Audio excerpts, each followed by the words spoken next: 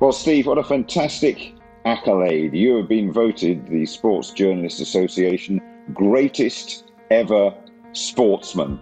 What is your reaction?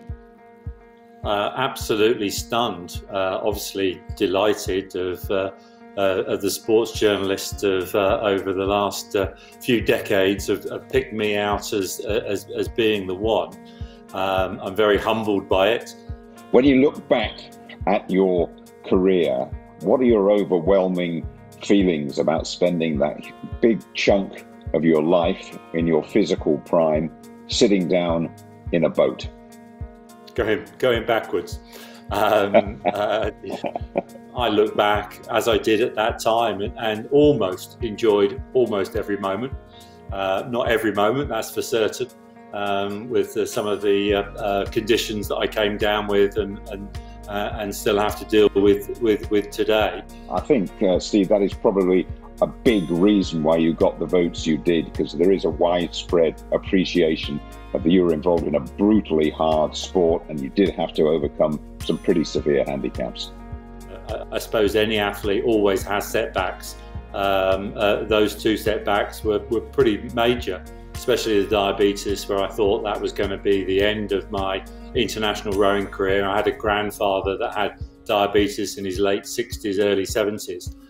Fortunately, the diabetic centre that I got sent to, of Ian Gallen, that was looking after me, was young, forward-thinking, and his attitude was, why not? And he gave me the confidence that we could do it. It wasn't till afterwards we'd done it all that he said, I didn't really have much of a clue of how we were going to do it and how we were going to go about it, but he convinced me at the time that he did. Right, whatever it was, it worked pretty well, didn't it? What do you really miss about competing, about not being able to compete now? A group of friends that were on the international team when I first joined the team, most of them were in the Moscow coxless 4 that won the bronze medal of Martin Cross, Richard Buddett and Ian McNuff. And we raced at Veterans Henley, and they're 5 years older than me, and they were trying to find somebody in their age group, and eventually they got down to me that was mug enough to say yes.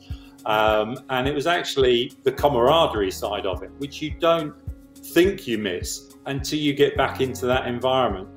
Steve, before we finish, I'd like just to get your thoughts on who you would have chosen as the greatest British sportsman and the greatest British sportswoman. Chris Hoy, that I'm very good friends. He did have a slight background in rowing, so I've got a little bit of sensitivity of that. I've actually been out in a pair with Chris, and he's a pretty good athlete. Ian Botham, I know extremely well. Daly, I've got to know quite well over the last decade, and any of them, picking one out would be really very difficult, but I'd probably go for Chris Hoy. Chris Hoy, well done. I was trying to twist your very strong rowing arm there, but you got Chris Hoy out anyway. And your sportswoman, Steve? Sportswoman, that is just as tough. But the double gold in Athens would be Kelly Holmes for me. Best of luck over there. We shall follow the Chinese rowing progress very closely indeed.